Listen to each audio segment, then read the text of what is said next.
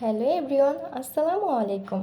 আজকে আমি আপনাদের সাথে শেয়ার করব আমার জামাইয়ের হাতের স্পেশাল খুবই মজার মুড়ি মাখার রেসিপি। প্রথমে একটা বোলে কিছু পরিমাণ পেঁয়াজ, কাঁচামরিচ এবং শসা কিউব করে কেটে নিয়েছে। এরপর দিয়ে দিয়েছে পরিমাণ মতো সরিষার তেল। তারপর দিয়েছে চানাচুর। এবার এই সব কিছু হাত দিয়ে ভালোভাবে মেখে নেবে।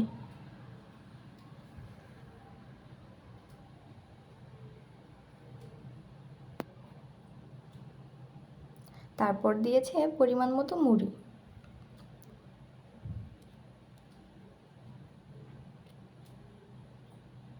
এবার মুড়িগুলোর সাথে সব কিছু ভালোভাবে মেখে নিবে। মাঝে ম্যাজিক মশলা অ্যাড করা হয়েছিল, যেটা ভিডিওতে দেখানো হয়নি।